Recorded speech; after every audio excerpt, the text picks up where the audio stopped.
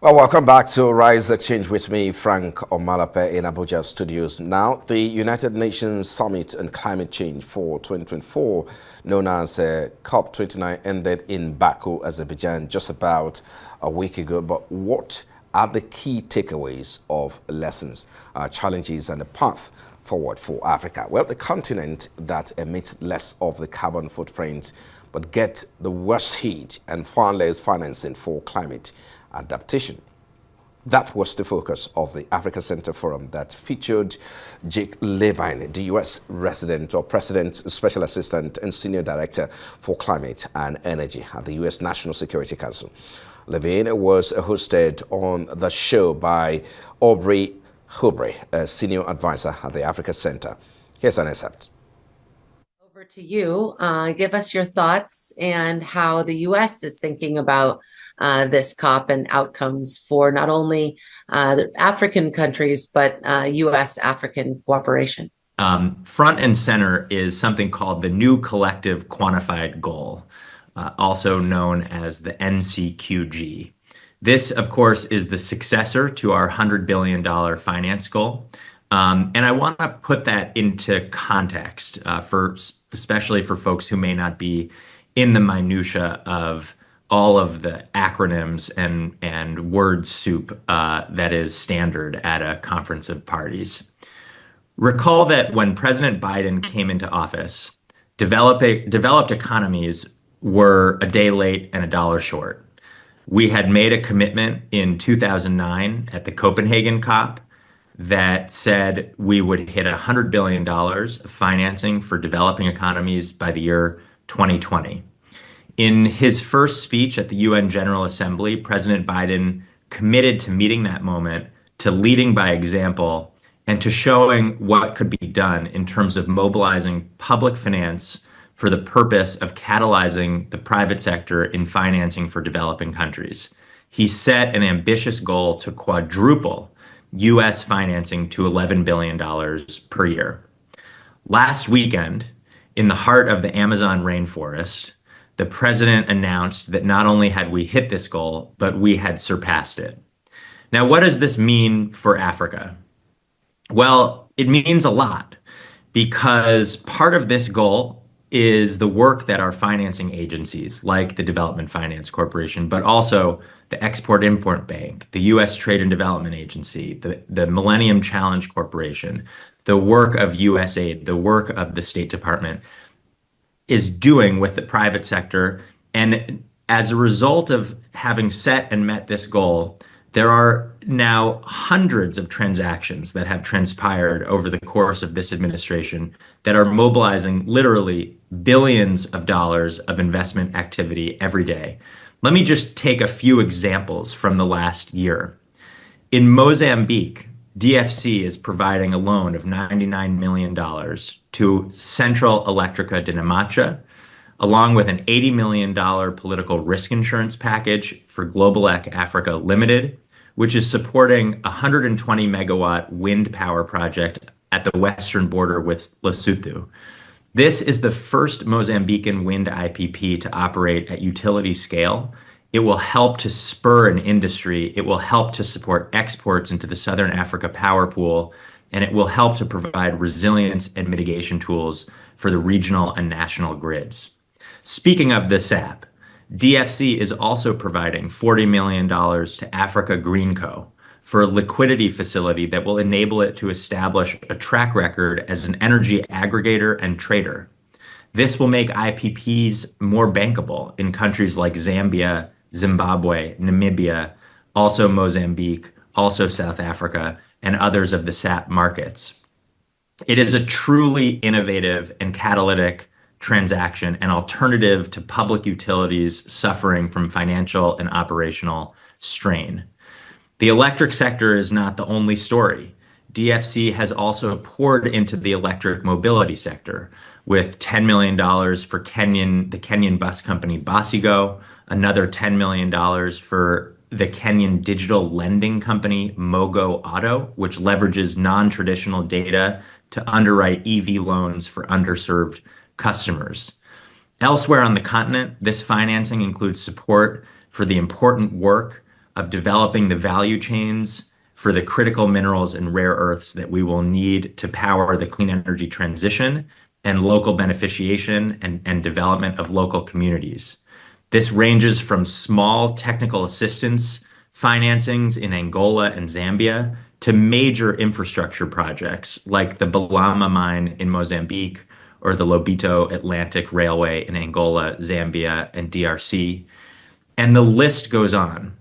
And it's not just with deals, it's also through programmatic work to support government capacity building for adaptation and resilience, to support work in creating resilience in the ag sector, and with respect to withstanding and responding to the impacts of extreme heat.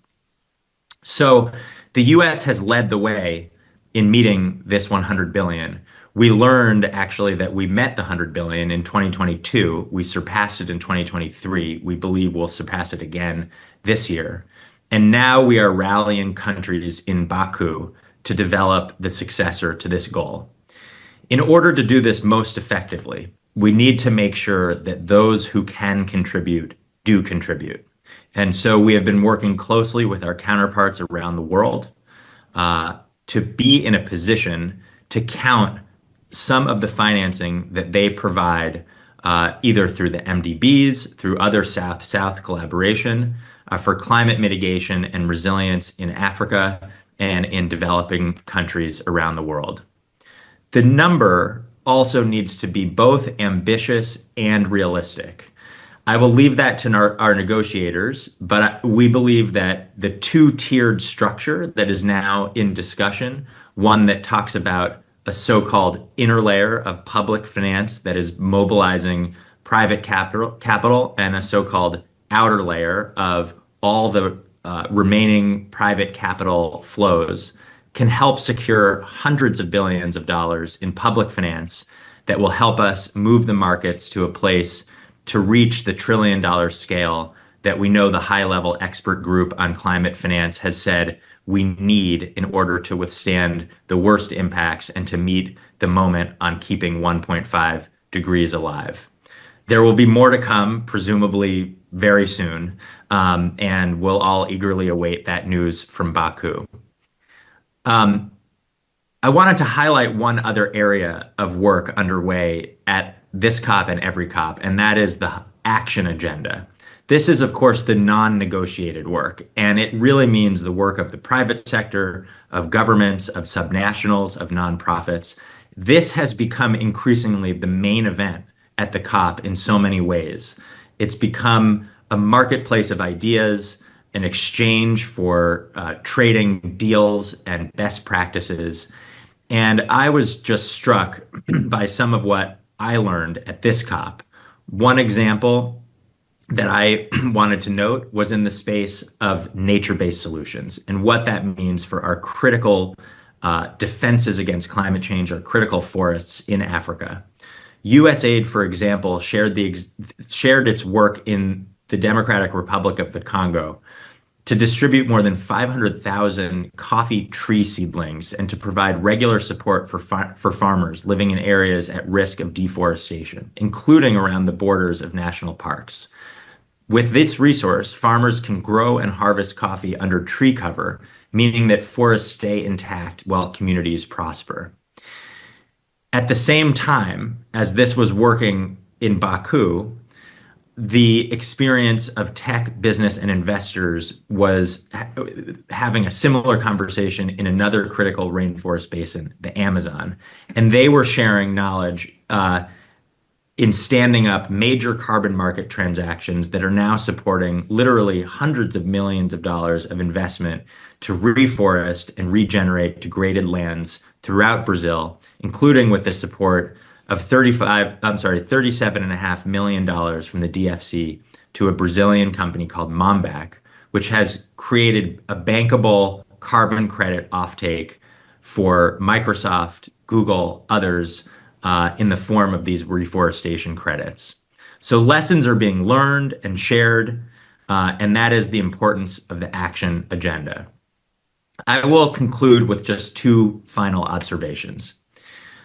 The first, which I think is evergreen in this space, but one that still bears repeating, is that with all of this work, we're still not doing enough.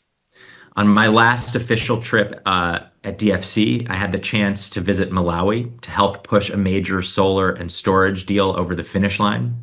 We were successful in working with Parliament and with the Ministry of Finance to do the project and to put DFC in a position to disperse its loan. But the victory was bittersweet because all around us, the signs of the climate crisis were unavoidable. The lands were dry, the wells had to go deeper to get water, the food was scarce, and we now know that tens of millions of people across southern Africa are hungry and facing one of the worst droughts in a generation or more. And yet, even as we have the technology to do the hydrological testing, the sensing from satellites to detect and predict an oncoming El Nino season, the benefits of that data, the sharing of that data, all too often remain out of reach for millions of people across Africa. To be sure, the administration has done historic work to bridge that gap. And I think about the work of USAID and NASA, who collaborated to work with the main meteorology center in the Sahel, for example, to extend rain forecasts for farmers from just a few days to a month's time. That has been incredibly impactful in helping farmers decide when to switch crops, when to adjust their growing strategy. Or I think about the work we did with philanthropy, with the Bill and Melinda Gates Foundation, to develop stress-tolerant crops that could help farmers in 13 sub-Saharan African countries increase their maize yields by 25%. That work is essential, but it remains inadequate. Full stop. The second, and I think more hopeful observation, is that the world has irreversibly changed course towards a more sustainable and more resilient future. And that is because, and this has been the organizing principle of the US's own domestic agenda, that we know that the climate crisis promises undeniable challenges, and it also creates generational opportunities for investment, for innovation, for growth. That is why countries like Kenya, South Africa, Angola, so many others have staked their own domestic economic strategies on the growth opportunity that the clean energy transition represents. It's no longer just about decarbonization. It's about job creation, wealth creation, and growth. I feel inspired by the work that I've gotten to know in Africa, where young people are mobilizing resources in tech, in clean energy to develop solutions ranging from battery storage to hydrogen to cold chain to sustainable aviation fuels and solar panel manufacturing. These solutions promise economic security as much as they promise climate security.